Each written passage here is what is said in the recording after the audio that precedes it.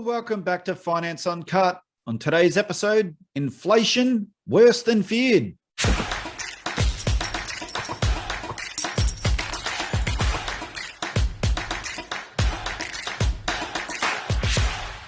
And coming in from CNBC, Paul Tudor-Jones says inflation could be worse than feared. Biggest threat to markets and society. Let's cut to a clip and see what he has to say. I think the thing that to me is the number one issue facing the Main Street investors is inflation. And it's pretty clear to me that inflation is not transitory. It's here to stay.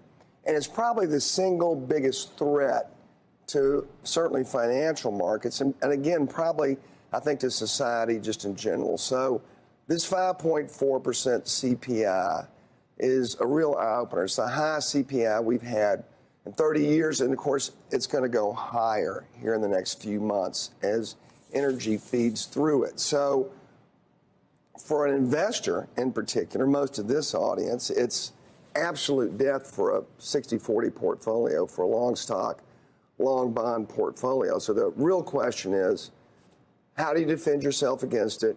How persistent will this be? And what does the outlook hold?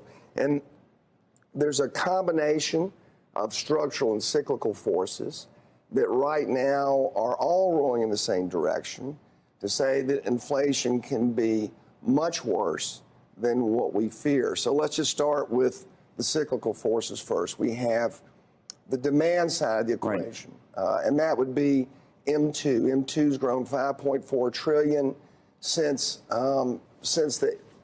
the pandemic began. That's $3.5 trillion greater than what it normally would have. That $3.5 trillion, 16% of GDP, just sitting in liquid deposits that could go into stocks or crypto or real estate or be consumed. So that's a huge amount of dry powder that's just sitting there waiting to be utilized at some point, which is why inflation's not going to be transitory. So that's the first big, I think, cyclical issue. Also, don't forget, we just raised, another demand factor would be, we just raised benefits for Social Security retirees as well as military, about 75 million by 5.9%. That's just more fuel to the inflationary fire. The second big component would be the wage pressure that we've got. And the easiest way to see that is obviously job offers relative to unemployed. We're 10.4 million job offers, 7.7 million unemployed. It's clear that we have a structural issue in our labor force that's not going to be solved by 0% interest rates and quantitative easing. So if you take those two factors and then overlay the structural issues, and there are four big ones, the structural issues, you really paint a very bleak picture on inflation. The structural issues are, first and foremost, we have a Federal Reserve Board that are inflation creators, not inflation fighters. So that is a huge, huge deal. So the interview continued where they continue to talk about inflation, and then Jones said it's absolutely dead for a 60-40 portfolio, for a long stock, long bond portfolio. So the real question is, how do you defend yourselves against it? And look, I get people all the time asking me, Steve, should I, just invest in an index fund and an ETF across, a broad range of stocks across the S&P 500 or the ASX 200 here in Australia? And, I don't give financial advice, but, since 1980, the 60-40 portfolio has been brilliant. We've had interest rates pretty much on a downward trajectory since then. In a very low inflationary, disinflationary type environment for the most part. And so that portfolio's worked. But now I believe things have changed. The macro situation has changed. The global economy has changed.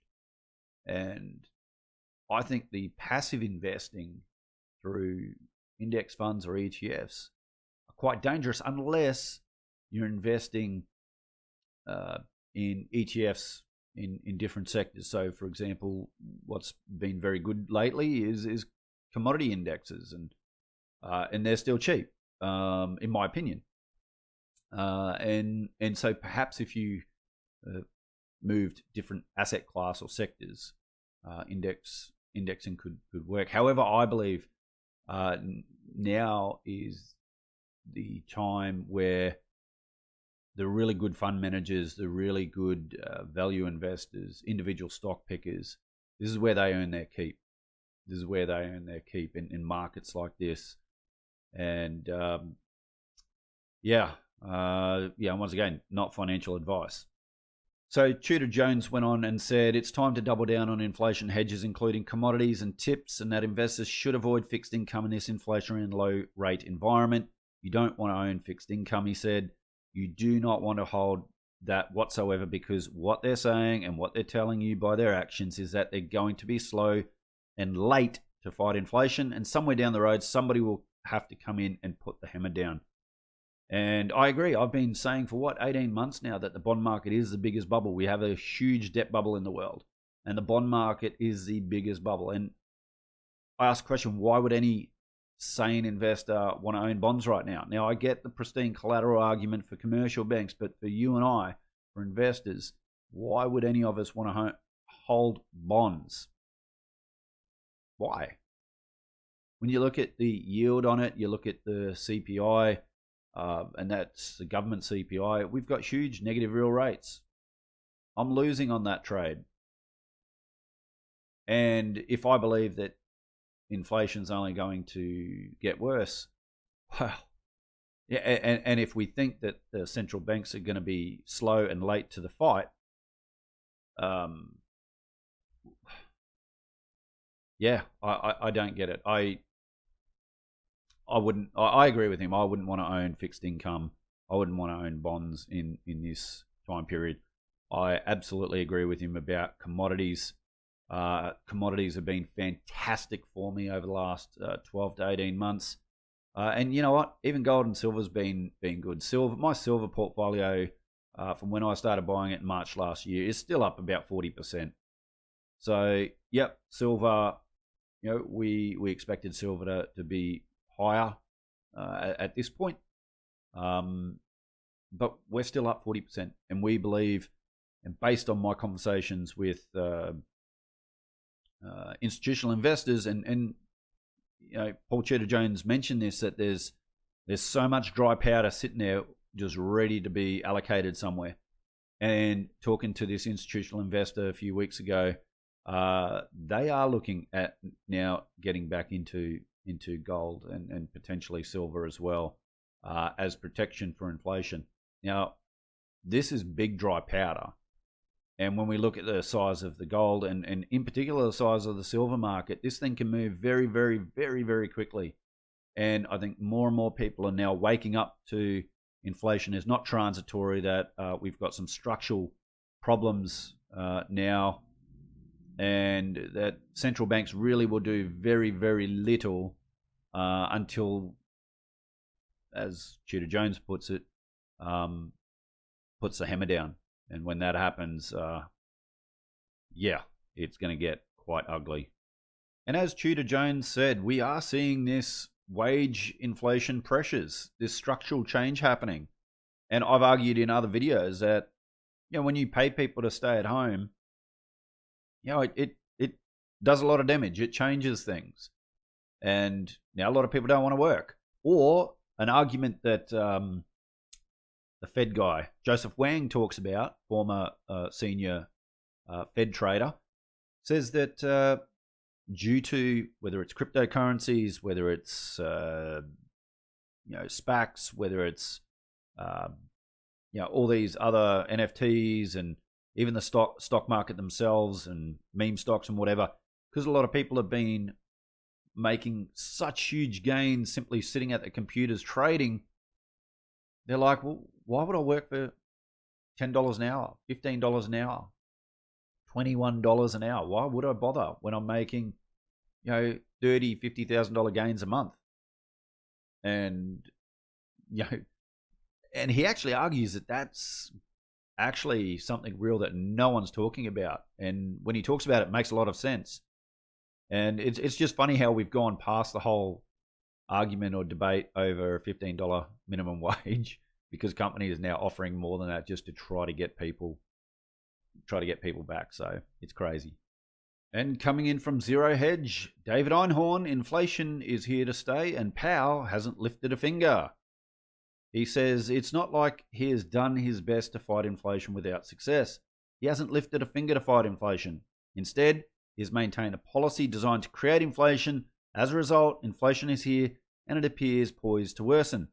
So why complain? We think the reason is that if the Fed were to actually fight inflation, it would harm the financial markets and trigger a fresh recession that our fiscal and monetary policies aren't capable of addressing.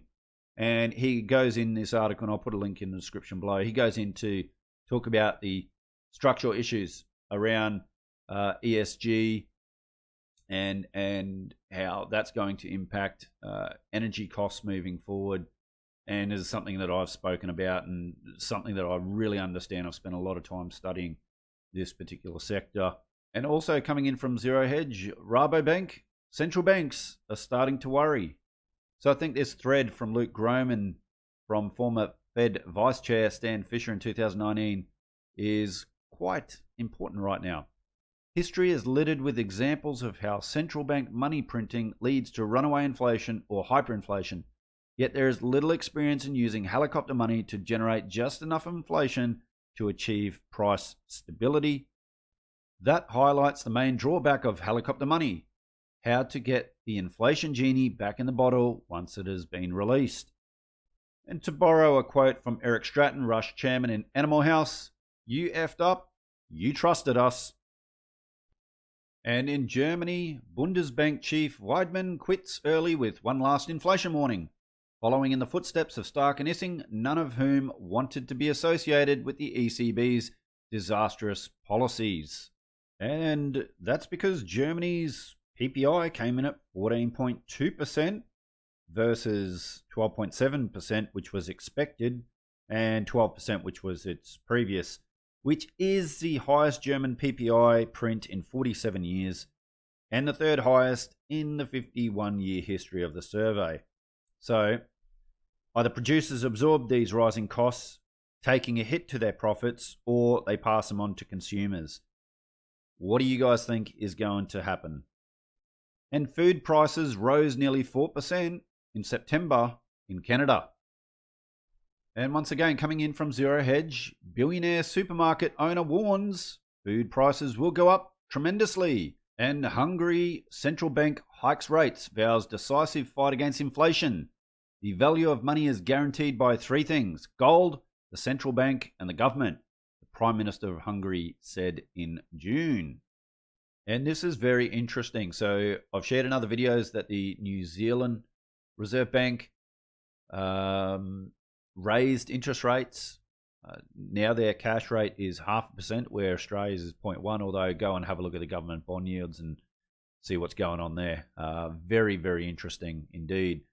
But New Zealand interest rates to consumers have risen quite sharply. ANZ is New Zealand's largest home loan lender, and they've increased their fixed term home loan mortgage rates across the board by 45 basis points. Now 4 and 5 year fixed rates are above 5%. ANZ is also raising term deposit offer rates. So yeah, imagine that happening here in Australia. Interest rates, 4 and 5 year fixed rates back above 5%. Or imagine that in America, Canada, UK, anywhere. Imagine, a 45 basis point increase in interest rates where they are today. Meanwhile, revised Reserve Bank of New Zealand interest rate path ahead issued by ASB. ASB is a bank in New Zealand owned by the Commonwealth Bank of Australia, from memory.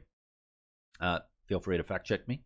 They've got the official cash rate to peak at 2% late next year. So, around this time next year, they're expecting the cash rate to go from 0.5% to 2%. Previously, they had forecast it to be 1.5%, so they're predicting it to be 0.5% higher this time next year. And why? Well, they're citing that annual CPI inflation will reach close to 6% by the end of this year. By the end of this year. And is likely to remain persistently elevated well into next year. Folks, I've been warning this for a long time, that this CPI stuff is not transitory in the term that the central banks have been trying to use. Yes, everything is transitory. Transitory simply means not permanent. But that's not what the central banks and financial media have been pushing. They don't, when they use the term transitory, they're not talking about that. And so people are now starting to wake up. People are starting to wake up. And look, if interest rates rise even this much, it's going to have a big impact. However, still going to have deeply negative real rates. And this really is the problem that really we've got as a globe, is our debt bubble. Keep talking about our debt bubble. And, for us Aussies, we've got a lot of household debt. I've shared in other videos that, our total debt to GDP is now over 100%. That's government debt, that is. And that's state and federal. But household debt, we've got over $3 trillion, and total private debt of over $5 trillion. So, when you add up all that debt, and going back, Australia used to have very low debt to GDP and debt to income ratios, but now we are moving up that ladder extremely fast. So if they raise interest rates, what's going to happen here? Because we've had no wage growth for a long time now. So I wanted to share this chart, especially for my Aussie viewers. Leverage funds most bearish the Aussie dollar since 2015, yet our Aussie dollar is going up at the moment, which is very interesting because of, I've talked about what's happening in China, and Australia is very much leveraged to the China story. We've had iron ore come off its all-time, well, not all-time highs, but recent highs, and there's certainly a lot of concerns around that. And if we do have a liquidity event, well, we know what's going to happen there. There's going to be a rush into the US dollar. Brent Johnson says the Aussie is going sub 40. So in March last year, we got down to about 57, somewhere around there, 56, 57 from memory. But you can see the short position, institutional and leverage. This is the most bearish they've been since then, and yet our dollar's rising. So, as you know, I hold US dollars as part of one of my trades, one of my plays, and I think the Aussie is going to fall significantly if there is a China-led recession. Absolutely. If there's a liquidity event, if interest rates rise and we start to get markets falling a little bit out of control, then I think this play is going to play out really nicely for me. In fact, it's interesting because my business partner in the office the other day, there's a gold miner that we both own, and it's been smashed down. And it's actually up nearly 20%, maybe about 17% off its bottom. And last week, my business partner was like, or was it earlier this week? He was like, yes, it's rising, woo! And I'm like, no! I am more than happy for this stock to crash another 50%. Now, you guys might think that's crazy. I own the stock, but I'm more than happy for it to. In fact, I'm hoping that it crashes another 50%. I hope we get a liquidity event. I hope we get a stock market crash significantly, because I'll short the thing on the way down. But there'll be a run to the US dollar. The US dollar will turn into a bubble. The Aussie dollar will crash. I'll convert my US dollars into Aussie dollars, and then I'll buy even more of this gold miner, because it's a great business, as well as other stocks as well. But they'll be smashed down. See, I sold Peabody the other week. And I had someone comment saying, "Oh, mate, you sold it too early. It's gone up 20%." I made over 900% gain on that. What's an extra 20%? When I buy and sell things, I buy things that are cheap. I'm not looking at price. I'm not looking at, whether things can squeeze out another 10%, 20% here or there. I simply buy things that are cheap. Reason why I sold is because I made a tremendous gain on it. And I'd found other opportunities. Oil companies trading at three times earnings that had 40% of its market cap was in cash. I mean, I buy things that are cheap, and I sit and wait and hold, and maybe I sell some options for premiums to get more returns. But people are just I find it frustrating teaching people. People have got the wrong mentality when it comes to investing. People think they're investors, but really they're traders. And some people think they're traders when really they're gamblers. So anyway, I thought this was a very interesting chart that I wanted to share with you. And another thing that I've been arguing is really that there's no fundamentals in the stock market. And when you have a 97% correlation between central bank assets and the S&P 500, I've been talking about this for a long time, that the stock market is driven by central bank liquidity. So, if we do see a significant taper, or if we do see interest rates rise, I expect the stock market and other assets to come off quite significantly. And that's why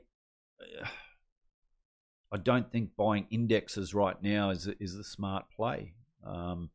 Unless you want to get hammered over the next decade. And there's pressure on Australia to go net zero. I've got to be careful. I don't even know if I can say that word anymore. It's ridiculous.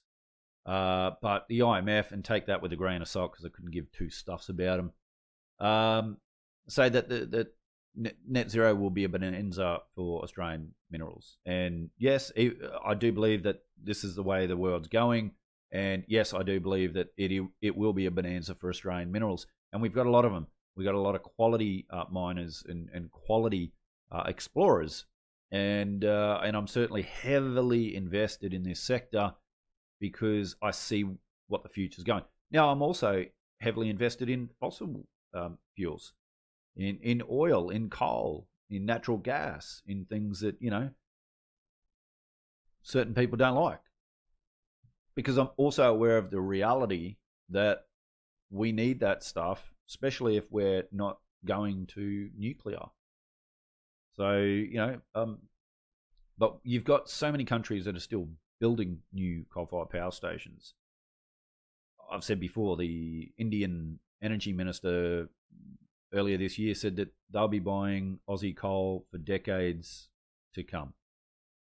So when you buy, and this is what I did, I bought coal companies at 1.8 times earnings. I mean, they're almost free. They're just giving it away. I'll take that. All right, so what does that mean for the metals? What does all this mean for the metals? Well, it's interesting, this chart from Tavi, from Crescat Capital, how it's actually quite normal for gold to struggle after breaking to new highs. We saw similar price behavior in 74, 78, in 2008, and we're seeing that again. And I've got a much higher price target for gold moving forward. In fact, just recently, as gold has been beaten down a little bit, not too much, but it has been beaten down a little bit, I was actually able to acquire a little bit more physical gold. Now, I understand the gold-silver ratio, and some people argue you should just be buying silver at these gold-silver ratios. However, I'm pretty loaded up on silver, and just to balance my own portfolio and my own holdings, I went and bought a little bit more gold. So silver has finally broken a downtrend, and what we really need to see it do now is hit that $25 mark. And I'm not much of a technical trader, but I do look at technicals to confirm trades, to confirm some of my fundamental analysis, and definitely we want to see that that hit that target. It's been frustrating for a lot of investors, but I'm up 40%, over 40% of my silver investments. In fact, over 40% from where I bought last March. So I'm very happy with where silver's sitting at the moment, and I definitely have higher price targets from here. So there's a lot of ways to measure silver. One that I like is measuring it against real interest rates. And you can see just from this chart that silver is very much undervalued. And now that silver's broken the downtrend, we do have a price target on silver at $30, which I wouldn't be surprised if it does push towards $30 towards the end of this year or early next year, and on its way up to around $40 by middle of next year. But once again, it's all about buyers and sellers. It really comes down to fundamentals. And when I was talking to an institutional investor a few weeks back, they were talking about how they did have gold and silver and that they trimmed their position last year and moved into risk on assets because the stock market was just booming and there was more central bank liquidity coming into the market, and so they moved into those risk on asset classes. Now they're telling me that they're taking risk off the table, that they're seeing risk, that they're believing that inflation is not transitory in the way that central banks have been saying, and that they are looking at getting into these asset classes again. And as Paul Tudor-Jones just said, there's over $3 trillion in dry powder ready to be put to work. And that's what this institutional investor said. And when you have a look at the size of the gold and silver market, it's not going to take too much of that dry powder to move into these sectors for it to hit these price targets in a very, very short period of time. So, and even if central banks do raise rates a little bit, they're not going to be able to raise rates too much. And I still think we're going to see even deeper inflation and deeper real negative rates. So, and the other thing I like, as I've invested in commodities in the last year or so, they've done really well, 300%, 400%, 900% in some cases. My silver positions are up over 40%, so I'm very happy with that. Gold's flat, up slightly. But I believe gold and silver are still probably the cheapest, most undervalued asset classes out there. So that's one of the reasons why I am very bullish on it at this point. And my investment philosophy is very, very simple. And mentor Stan Druckenmiller says, never ever invest in the present. It doesn't matter what a company is earning. What they have earned, you must visualize the situation 18 months from now, and whatever that is, that's where the price will be, not where it is today. And that's exactly what I do as an investor.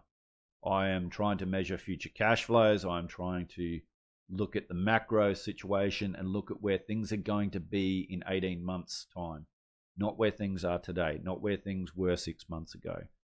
And, in the short term, we can cop a lot of heat, and I don't mind that. And I don't even mind if I'm wrong in the short term and my particular investments are going backwards, because I'm confident in my macro analysis and my fundamental analysis that in the medium term to long term, I'm ultimately going to be right. In fact, I actually quite enjoy when the market goes against me in the short term. Like I said, with my business partner, with this gold miner that we've got, I actually wouldn't mind it crashing 50%. And people can't get their heads around that, but it just means that quality investments get even cheaper for me to buy.